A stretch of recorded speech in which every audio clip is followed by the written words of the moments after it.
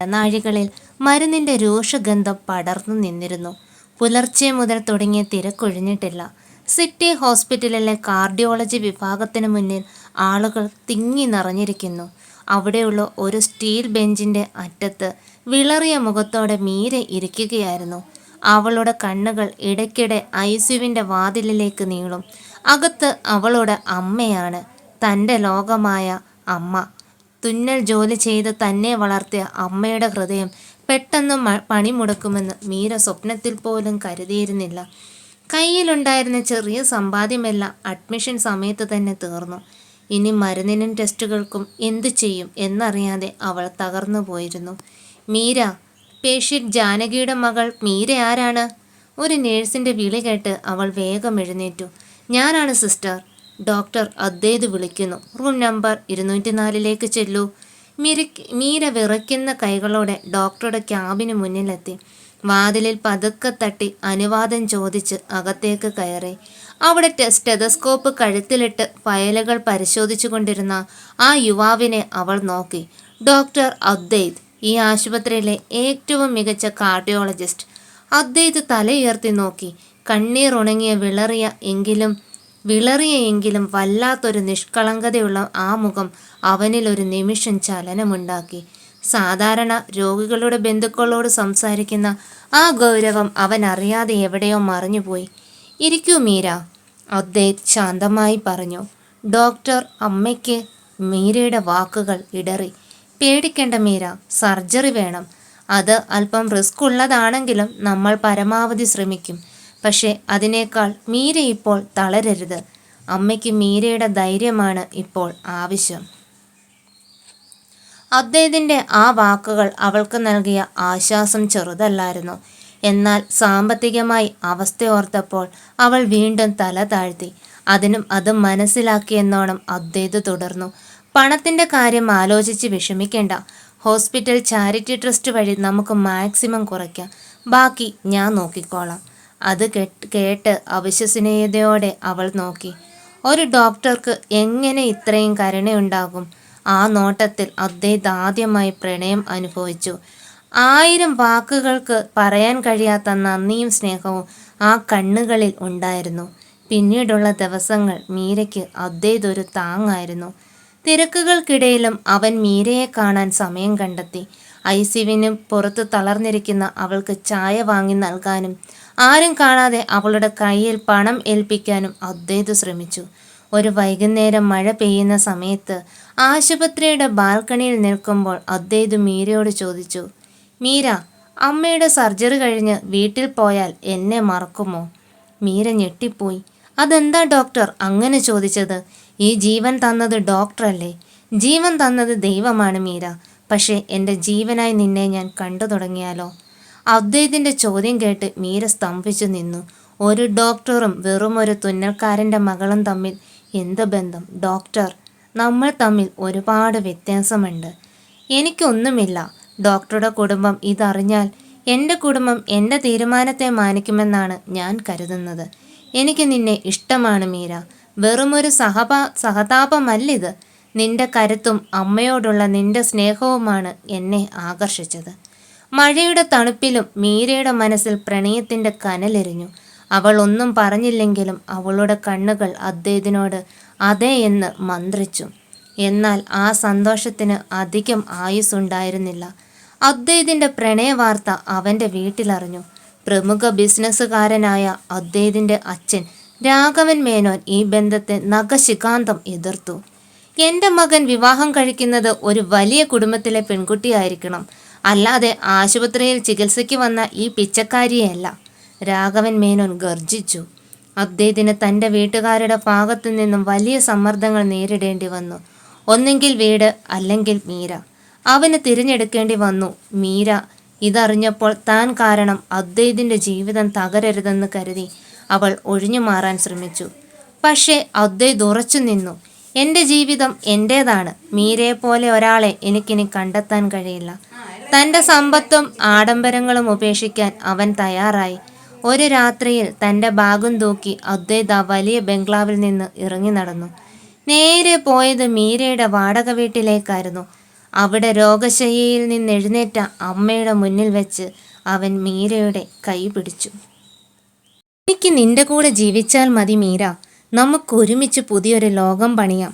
പ്രതിസന്ധികൾ ഒരു വശത്ത് കൊടുങ്കാറ്റായി വീശുമ്പോഴും പ്രണയത്തിൻ്റെ കരുത്തിൽ അവർ പുതിയൊരു യാത്രയ്ക്ക് തുടക്കം കുറിച്ചു. രജിസ്റ്റർ ഓഫീസിൽ വെച്ച് ലളിതമായ ചടങ്ങിലൂടെ അദ്വൈത് മീരയുടെ കഴുത്തിൽ താലി ചാർത്തി. അങ്ങനെ ആ യുവ ഡോക്ടർ തൻ്റെ പദവിയേക്കാൾ തൻ്റെ പ്രണയത്തിന് വില നൽകി. ദാരിദ്ര്യത്തിൻ്റെ കയ്പുനീർ കുടിച്ച മീരയ്ക്ക് അവൻ ഒരു മാലാഖയായി മാറി. വിവാഹത്തിന് ശേഷം അവർ ചെറിയൊരു ഫ്ലാറ്റിലേക്ക് മാറി. അവിടെ തുടങ്ങുകയായിരുന്നു അവരുടെ യഥാർത്ഥ പ്രണയകാലം. ആഡംബരങ്ങൾ നിറഞ്ഞ മേനോൻ വില്ലയിലെ AC മുറികളേക്കാൾ അദ്ദേഹത്തിന് ഇപ്പോൾ പ്രിയപ്പെട്ടത് മീരയുടെ ചെറിയ വാടക വീടാണ്. വിവാഹം കഴിഞ്ഞ് ഒരാഴ്ച പിന്നിട്ടിരിക്കുന്നു. നഗരത്തിന് പുറത്തുള്ള ഒരു ചെറിയ ഫ്ലാറ്റിലേക്ക് അവർ താമസം മാറി.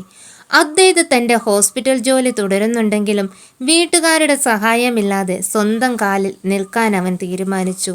ഒരു പുലർക്കാലം ജനാലയിലൂടെ അരിച്ചെത്തിയ സൂര്യപ്രകാശം മീരയുടെ മുഖത്തു തട്ടി. അടുക്കളയിൽ നിന്ന് പാത്രങ്ങൾ കൂട്ടിമുട്ടുന്ന ശബ്ദം കേട്ടാണ് അവൾ കണ്ണു തുറന്നത്. എഴുന്നേറ്റ് ചെന്ന് നോക്കിയ മീര കണ്ടത് അത്ഭുതപ്പെടുത്തുന്ന കാഴ്ചയായിരുന്നു. കയ്യിൽ ഒരു ചായക്കപ്പുമായി അദ്വൈത് നിൽക്കുന്നു. ഏപ്രൺ ഒക്കെ ധരിച്ച് കടുപ്പത്തിലൊരു ചായ ഉണ്ടാക്കാനുള്ള ശ്രമത്തിലാണ് ഡോക്ടർ. ഡോക്ടർ, ഇതെന്താ ഈ കാണിക്കുന്നത്? ഞാൻ എഴുന്നേറ്റില്ലായിരുന്നോ? മീര ഓടിച്ചെന്ന് അവൻ്റെ കയ്യിൽ നിന്ന് ചായക്കപ്പ് വാങ്ങാൻ ശ്രമിച്ചു. അദ്വൈത് അവളെ തടഞ്ഞു. ഇന്നു മുതൽ നീ എന്നെ ഡോക്ടർ എന്ന് വിളിക്കരുത്. അദ്വൈത് എന്ന് വിളിച്ചാൽ മതി. പിന്നെ എൻ്റെ ഭാര്യയ്ക്ക് ബെഡ് കോഫി കൊടുക്കാൻ എനിക്ക് വലിയ സന്തോഷമേ ഉള്ളൂ. മീരയുടെ മുഖം ചുവന്നു. ദാരിദ്ര്യത്തിൻ്റെ കൈപ്പറിഞ്ഞ അവൾക്ക് ഇത്രയും സ്നേഹം താങ്ങാനാവില്ലായിരുന്നു. പക്ഷേ നിങ്ങൾക്ക് ശീലമില്ലാത്ത പണിയല്ലേ ഇതൊക്കെ? അദ്വൈത് അവളെ അടുത്ത് ചേർത്ത് പിടിച്ചു. നിനക്ക് വേണ്ടി ഇതല്ല, ഇതിനപ്പുറവും ഞാൻ ചെയ്യും മീര. നിന്റെ അമ്മയുടെ ഓപ്പറേഷൻ കഴിഞ്ഞ് വിശ്രമിക്കുമ്പോൾ നീ ഒരുപാട് കഷ്ടപ്പെടുന്നത് ഞാൻ കണ്ടതാണ്. ഇനി ആ കഷ്ടപ്പാടുകളൊന്നും വേണ്ട. അദ്വൈത് നൽകിയ ചായയ്ക്ക് പഞ്ചസാരയേക്കാൾ മധുരമുണ്ടായിരുന്നു. അത് പ്രണയത്തിൻ്റെ മധുരമായിരുന്നു. അന്ന് വൈകുന്നേരം ഹോസ്പിറ്റലിൽ നിന്ന് വരുമ്പോൾ അദ്വൈത് മീരയ്ക്കായി ഒരു ചെറിയ പൊതി കൊണ്ടുവന്നു. അവൾ അത് തുറന്നു നോക്കി. പട്ടുനൂലുകൾ കൊണ്ട് തുന്നിയ ഒരു മനോഹരമായ സാരി. ഇത് എന്തിനാ ഡോക്ടർ?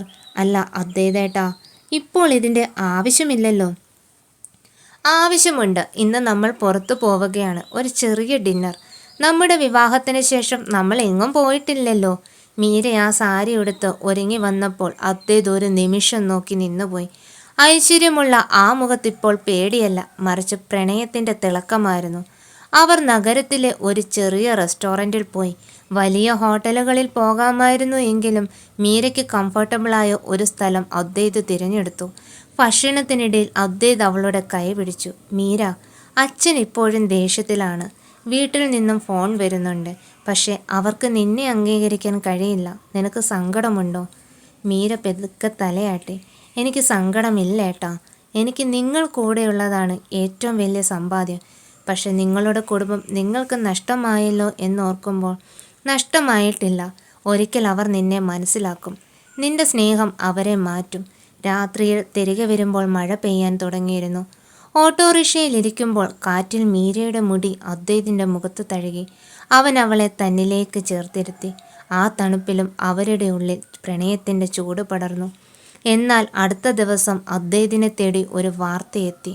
അവൻ്റെ അച്ഛൻ രാഘവൻ മേനോൻ ആശുപത്രിയിൽ അഡ്മിറ്റായിരിക്കുന്നു. Mild heart attack. അദ്വൈതോടി ഹോസ്പിറ്റലിലെത്തി. മീരയും കൂടുണ്ടായിരുന്നു. പക്ഷേ ഐസിയുവിന് മുന്നിൽ വെച്ച് അദ്വൈതിൻ്റെ അമ്മ അവരെ തടഞ്ഞു. നീ എന്തിനാ ഇങ്ങോട്ട് വന്നത്? നിന്റെ അച്ഛൻ്റെ ഈ അവസ്ഥയ്ക്ക് കാരണം നീയും ഇവളുമാണ്. നിന്നെ കാണാൻ അദ്ദേഹത്തിന് താല്പര്യമില്ല. നീയൊന്ന് പോയി തരുവോ? അമ്മയുടെ വാക്കുകൾ മീരയെ തളർത്തി. മീര അദ്വൈതിൻ്റെ കൈ വിടുവിച്ചു.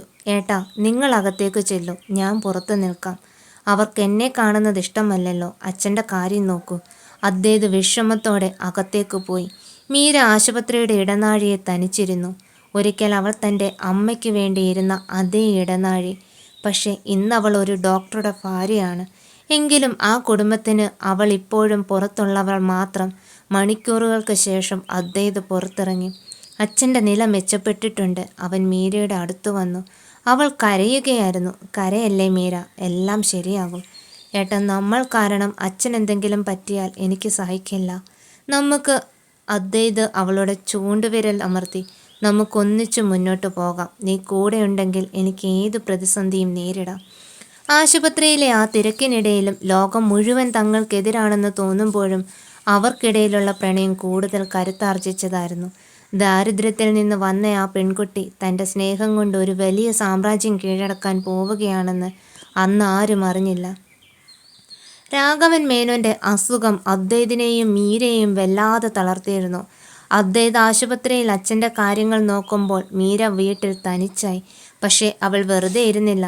അദ്വൈത് അറിയാതെ അവൾ ദിവസവും ആശുപത്രിയിൽ വരും. ദൂരെ എവിടെങ്കിലും നിന്ന് അദ്വൈതിനെ നോക്കി നിൽക്കും. അച്ഛൻ്റെ ആരോഗ്യത്തിന് വേണ്ടി പ്രാർത്ഥിക്കും. ഒരു ദിവസം അദ്വൈതിൻ്റെ അമ്മ സുധ ആശുപത്രി ക്യാൻറ്റീനിൽ തരിച്ചിരുന്ന് കരയുന്നത് മീര കണ്ടു. സമാധാനിപ്പിക്കാൻ ആരുമില്ലാതെ അവർ വല്ലാതെ ഒറ്റപ്പെട്ടിരുന്നു. മീര പതുക്കെ അവരുടെ അടുത്തേക്ക് ചെന്നു. അമ്മേ, കുറച്ച് വെള്ളം കുടിക്കൂ. സുധ തലയുയർത്തി നോക്കി. മീരയാണ്.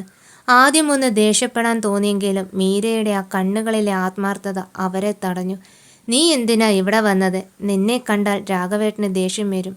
അച്ഛൻ കാണണ്ട അമ്മേ, ഞാൻ അദ്വൈതേട്ടന് അല്പം ആഹാരം കൊണ്ടുവന്നതാണ്. അദ്ദേഹം ഒന്നും കഴിച്ചിട്ടില്ലല്ലോ. അമ്മയും ഇത് കഴിക്കണം, വീട്ടിലെ ഭക്ഷണമാണ്. മീര കൊണ്ടുവന്ന പൊതി കണ്ടപ്പോൾ അതിൽ നിന്ന് വന്നത് സുധയ്ക്കേറെ പ്രിയപ്പെട്ട വിഭവങ്ങളുടെ മണമായിരുന്നു. അദ്വൈത് പറഞ്ഞറിഞ്ഞ കാര്യങ്ങൾ മീര ശ്രദ്ധയോടെ പാകം ചെയ്തതാണ്. ആ സ്നേഹത്തിന് മുന്നിൽ സുധയുടെ മഞ്ഞുരുകാൻ തുടങ്ങി. അടുത്ത കുറച്ച് ദിവസങ്ങൾ മീര അദ്വൈതിനും അമ്മയ്ക്കും വലിയൊരു താങ്ങായി. അദ്വൈത് ഓപ്പറേഷൻ തിയേറ്ററിൽ തിരക്കിലായിരുന്നപ്പോൾ മീര സുധയുടെ കൂടെ നിന്നു. അവർക്ക് മരുന്നുകൾ നൽകാനും ആശ്വസിപ്പിക്കാൻ മീര മുന്നിലുണ്ടായിരുന്നു. പണത്തേക്കാൾ വലിയത് സ്നേഹമാണെന്ന് ആ വലിയ തറവാട്ടിലെ സ്ത്രീ തിരിച്ചറിഞ്ഞു തുടങ്ങി. ഒടുവിൽ രാഘവൻ മേനോൻ ഡിസ്ചാർജായി. വീട്ടിലേക്ക് മടങ്ങുന്നതിന് മുൻപ് അദ്ദേഹം അദ്വൈതിനെ അടുത്ത് വിളിച്ചു. അദ്വൈത്, ഞാൻ നിന്നെ ഒരുപാട് വേദനിപ്പിച്ചു. പക്ഷെ നീ തിരഞ്ഞെടുത്ത പെൺകുട്ടി, അവൾ ഈ ദിവസങ്ങളിൽ നിന്റെ അമ്മയെ നോക്കിയത് ഞാൻ അറിഞ്ഞു. എൻ്റെ മുൻപിൽ വരാൻ അവൾക്ക് പേടിയായിരുന്നു. എങ്കിലും എൻ്റെ ഓരോ ശ്വാസത്തിനും അവൾ പ്രാർത്ഥിക്കുന്നുണ്ടായിരുന്നു. അദ്വൈത് അത്ഭുതത്തോടെ അച്ഛനെ നോക്കി. വാതിൽക്കൽ മീര തല താഴ്ത്തി നിൽക്കുന്നുണ്ടായിരുന്നു. രാഘവൻ മേനോൻ മീരയെ അടുത്തേക്ക് വിളിച്ചു. മോളെ, ദാരിദ്ര്യമെന്നത് പണമില്ലാത്തതല്ല, മനസ്സിന് നന്മയില്ലാത്തതാണ്. അതെനിക്കായിരുന്നു. ഇത്രയും കാലം എന്നോട് ക്ഷമിക്കണം. എൻ്റെ മകൻ ഏറ്റവും അനുയോജ്യമായ പെണ്ണ് നീ തന്നെയാണ്. മീരയുടെ കണ്ണുകൾ നിറഞ്ഞു. അദ്വൈത് സന്തോഷത്തോടെ അവളുടെ കൈ ചേർത്ത് പിടിച്ചു.